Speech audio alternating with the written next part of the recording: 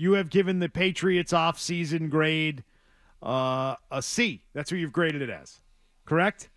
Yeah, we were doing flat letter grades last night on Early Edition. So no plus or minus? There was no plus or minus. So the choice was between C or D, and I went C. Because I like the fact that they brought guys back. You had to bring Micah Wenu back. You had to bring Hunter Henry back. I like those signings, those ones in particular. But they haven't done enough to make the team much better, which I think Patriots fans should be a little bit concerned about. Well, I would say this is a rolling grading system is what it is, right? There is still time for trades to happen. Sure. There is time to crush it at the draft, although I don't know how much you can really move the grade with a good draft because you just don't know when you draft players if they will be good or not. You just don't know. That's true.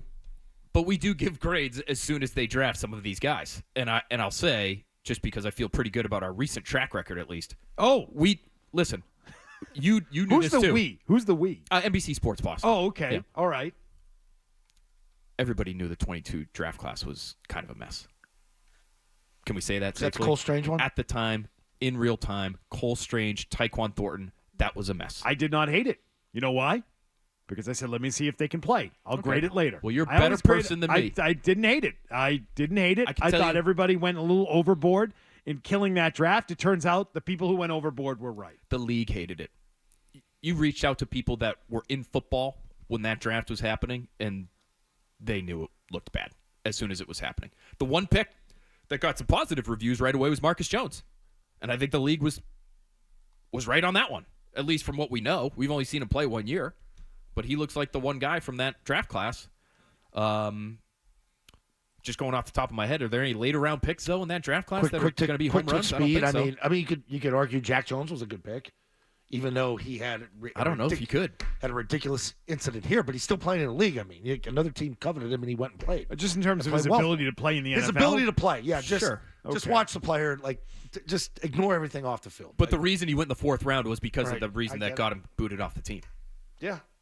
So that was another one where teams were looking at it like, I wasn't going to touch that guy. All right, but we're going down a draft road here. We don't have to go down, but I think draft grades are always very subjective. It's the most subjective part of grading out what the hell they're doing in an offseason, right? I think we can all agree on that part. Yes. Okay.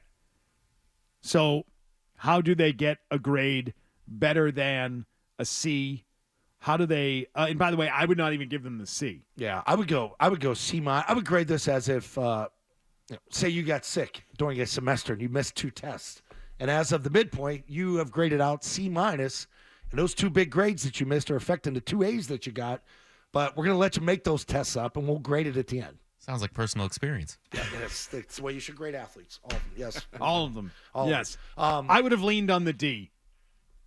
Probably. That's what I would have done, Phil. That's why I said C-. It's between the C and the D. The D. And it's incomplete because of the draft and the possibility to make a trade. Give Beto the D. What if they Absolutely. What if they make a home run trade? That'll up it to C+. C+, B. If they make a big trade, sure. Yeah. For a cornerstone type of player, yeah. I'm going to hold out for one of those and 2 more tests at the the first and second round pick. You don't get to hold out in this. You got to give a grade. If you're giving a grade, it's the end of the semester right now. It's not the end of the semester. It's halfway through. Well, the for semester. the point of giving a grade, it's the end of the semester. You got to hand out the grade. Or post the midterm grade. C-, D+, right there. I think that's fair. I think that's where they are. I think it represents that they haven't done enough. Yeah. That they're barely passing being an NFL team right now is what it comes down to. So here's my question. Do you blame them for not doing more? Yes. Or do we look at this and say, oh, God, it's worse than we thought. Nobody wants to be here. Because the portion of the calendar that we've just gone through is where the best players get to choose where they spend the next portion of their career. People aren't choosing to be here in New England. Mike Wenu didn't have to choose to be here. Well, I've heard some people say that. Hunter Henry didn't have to choose to be here. I think Mike Reese may have said in a clip that was played at the start of Felger Maz, I think a couple days ago. He said, the Patriots were aggressive with Calvin Ridley, and he didn't want to play here. I think that's why I don't want to quote that without knowing. I thought that's what I heard. I think that's fair. I think that's a fair assessment. And I don't agree that it's a fair assessment because did he desperately want to play in Tennessee, or did he just go to the team that offered them the most money? It's hard for you to say, well, he didn't want to be a Patriot. Well, they didn't offer the most money. If they had offered the most money and he said, I'm going to Tennessee for slightly less, then you can say he didn't want to be here. But until they start offering guys the most money, and maybe there are other guys that went elsewhere that they did, and we don't know about those offers, but at this time of year, I feel like you hear about everything. But until they offer the most, you don't get to say they don't want to be here. And by the way, I wouldn't want to be here. There's not much that's attractive about this team right now. So if that's how someone was feeling, I don't blame them for that. I think that is a problem that the team is going to have to confront. And the way you confront it is by paying more than anybody else and finding out for real if they don't want to be here. I wouldn't want to go somewhere where they pay me less and they were a 4-win team. Why would anyone desire that? Sure. I think the interesting thing with Ridley was that it was the Patriots and the Jags, the Patriots and the Jags, the Patriots and the Jags, and he still wanted to go to the Jags, so even after it became pretty clear that the Patriots were offering significantly more money, is what it sounds like. And then the Titans swoop in at the last minute and say, what do we need to give him the best offer to make sure that he ends up with us here in Tennessee, and he jumps at the opportunity to do that. When he didn't jump at the opportunity, a pretty stupid money that the Patriots were offering. I mean, it's like, okay, if I'm booking a trip and going to Florida, it costs me what, $95, or excuse me, if I'm going to Florida, it costs me $100. But if I go to Alabama, it costs me $95. Or no, let me turn it around. Again, are you speaking from personal experience? No. I'm trying to think the way Calvin Ridley's thinking. If he likes Florida and he likes the Jacksonville area, which I don't understand why you would like Jacksonville, but I would understand you like in Florida. And if he likes that lifestyle there, I'm already at a high price here. Then it's about me for, my lifestyle, what my family likes, where they want to live. Do I like the house I'm in now? You see what I'm saying? Do I like my routine and sort of where it's playing? Do I like playing with Trevor Lawrence? Then I'll maybe probably take a little less to stay here. And I think that's the way some athletes think when they like the place they're at. Like for Hunter Henry to come back here, he had to like what it is here, and he wants to be part of building it. And I know Mayo was the first one to mention him when he took over. That's one of the leaders on our offense, and it seemed like that was a priority. So it made the player feel good about being here. I'm not going to sit there and kill Calvin Ridley for not coming here for more money. If you're in the ballpark and you're all sort of there. Meaning these three teams were there: Tennessee, New England, Jacksonville. Where do you want to go?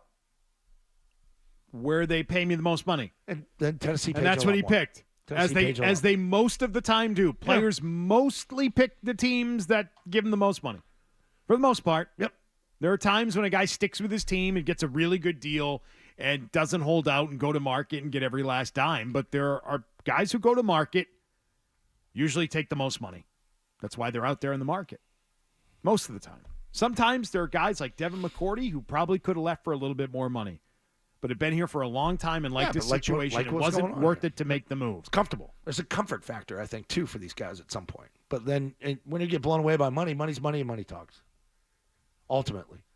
It's got to be a lot more. But and obviously, Tennessee. I think you're going to have to blow him. I think you're going to have to almost make him one of the highest 3 or 4 paid receivers in football to get him. I wouldn't do that for him. I wouldn't do that. So at some point, you do have to draw the line. So I would do it for T. Higgins, though. Most money wins. Okay. You're going to pay Calvin Ridley Tyreek Hill money? No. Is that where you have to go? Why is it going to be 30? Why can't it be 25? You're up into the top 5 now. Yeah, why do we have to jump to 30, though? We're not going to pay him like Tyreek Hill. We're going to pay him like 24.5, $24.5 million. I don't think so that's your line. He's not a top 15 receiver. Their line is different. He's not a top 15. He's probably top 25, and now you're going to pay him like a top 4 guy. Miami's got 2 that are better than him. But if you want to draw lines in the sand on players and just say, well, this is the price I'm going to, this is what I want to go to, you're probably going to lose because you're not in a position anymore to draw lines in the sand. Your team stinks. Your roster stinks. And it speaks to them not really understanding the spot they're in. But wouldn't you say that there is a point in time with somebody like Calvin Ridley where it does get dumb? Yeah. It gets dumb. You know the league. You know he sat out. And I wanted him more than anybody. Hold on. Yeah, it does get dumb. And that's what this part of the year is about. And you know who has to get dumb? 4-win teams who just fired their head coach. You know who has to get dumb? Teams that have $100 million in cap space. You got to get dumb. Because you know why? In 2 or 3 years, you'll look at that contract and say, yeah, it felt kind of stupid at the time, but it's fine. You know what? The money's not that bad. The cap went up again. The receiver contracts went up again. And yeah, we paid him like a top 5 guy at the time, but now he's a top 15 or top 20, or if the league gets really crazy, a top 25 paid receiver. It's fine. Maybe the guy doesn't even work out. Maybe he's not a great player for you. It's okay. You'll live. You were better off signing him than not signing him. Get stupid. You can't be so disciplined when you're this bad.